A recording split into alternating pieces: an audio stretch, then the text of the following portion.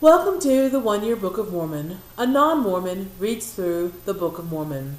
1 Nephi, chapter 18. In the overview of the chapter, they build a ship and set sail for the Promised Land. The birth of Nephi's brothers, Jacob and Joseph, are mentioned as having occurred in the wilderness. The wicked sons of Ishmael rebel yet again and tie Nephi up for 4 days when he rebukes them. The ship is tossed with a tempest so badly that they finally release Nephi, whereupon the storm stops. Remind anyone of Jonah?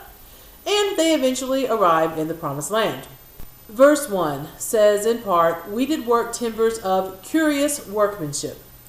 This sounds like Joseph Smith borrowed from the description of the creation of the tabernacle during the period of the Exodus. But I always thought that the curious workmanship mentioned in the Bible was referring to ornate decorative details, and looking at modern translations bears this out.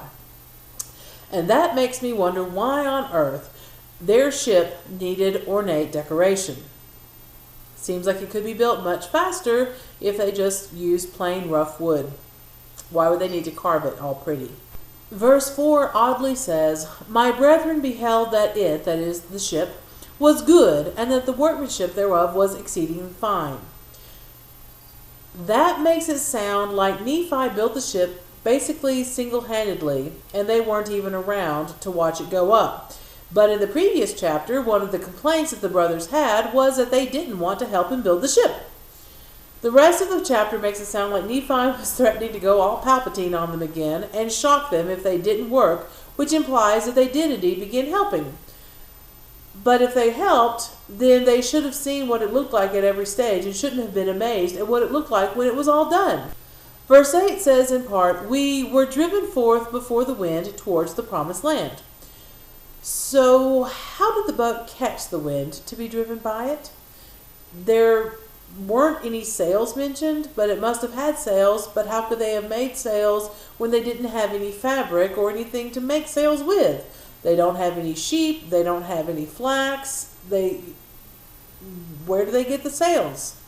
We aren't told. There's no mention of any material that could have been made into sails. So in this verse, they set sail, launching from apparently the bottom of the Arabian Peninsula. And we are never told whether they sail east or west. We're never told if they land on America's west coast or east coast. And there is no official position among Mormons as to which one it was. I even did a poll in a couple of groups about whether they thought that the boat must have landed on the east shore or the western shore. Anywhere on the Americas, from Canada down to the tip of South America. The odd thing about these poll results is that in a group of ex-Mormons, the majority, about 2/3 of them, said that they believed and or had been taught that the boat landed on the east coast of the Americas, but the majority of current Mormons say that they believe and or were taught that the boat landed on the west coast. And I don't know how to explain that difference, except it's possible that the ex-Mormons may reflect an older teaching that is now no longer being taught or emphasized. I just don't know.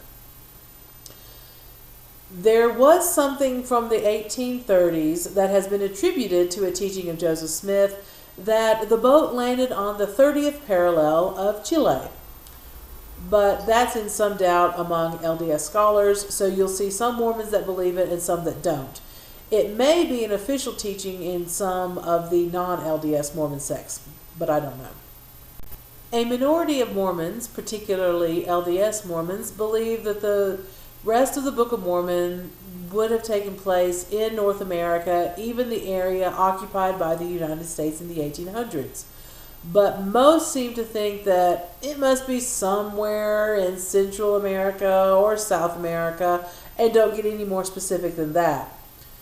As we continue reading, I'll be keeping my eyes open to see if Central or South America is even a possibility within the Book of Mormon framework. I suspect it will be, because so far everything's been pretty vague, so why should the descriptions of the land be any less vague? and require it to be in North America. Of course, 1 Nephi 13 makes it sound like it must be the United States and only the United States, or at least predominantly the area that was the original 13 states of the United States, because that was called the Promised Land. I suppose it's possible for a Mormon to claim that the entire land of the Americas, both North America and South America, to be the Promised Land, so they could have landed anywhere. But then that makes one wonder why 1 Nephi 13 seems so focused on the East Coast, that is, where the explorers and settlers came, and specifically colonial North America, where the white Gentiles fought their motherland as the Promised Land, if indeed the entire continent of North America and of South America was what was meant. Here are a couple of pictures that show the patterns of wind and water of the world, focused especially on the waters and wind around the southern Arabian Peninsula. While it would not be absolutely impossible to drift from the Arabian Peninsula to the Americas, it would be extremely unlikely. The water or wind at the peninsula would basically drive them into Africa. Wouldn't that be a laugh for the Promised Land to have been Africa, considering the racism of early Mormons? Verse 11 says, "And it came to pass that Laman and Lemuel did take me and bind me with cords." I guess Palpatine lost his zapping power. Then verse 13 says, "Wherefore they knew not whither they should steer the ship." But earlier it says the ship was driven by the wind. Which is it? The verse continues, "We were driven back upon the waters for the space of 3 days." Now, how would they know that they were being driven back, since that magic compass was now not working because of their unbelief? And they had tied up Nephi, and God had sent a bad storm to punish them. Verse 17 has Lehi and Sariah described as being stricken in years, but they had just had 2 kids within the past 8 years, so just how old could they have been anyway? It then continues in verse 18, "Yea, their gray hairs, they just had 2 kids, were about to be brought down to lie low in the dust." I can just imagine Joseph Smith's internal dialogue at this point. "Oh crap, I forgot that they're in a boat. How can they lay low in the dust if they're in the water? Oh wait, I know. Yea, even they were near to be cast into a watery grave." Good catch. In verse 20, the brothers finally relent after 4 days of storm and let Nephi go. And verse 21, he prays that the storm stops, and it does. Hello, Jonah. And the magic compass starts working again. And verse 22, Nephi guides the ship. And verse 23, they arrive at the Promised Land. We're not given any more specifics than that as to how long they were on the boat, except the vague expression that it was many days, which of course can be as long or as short as need be.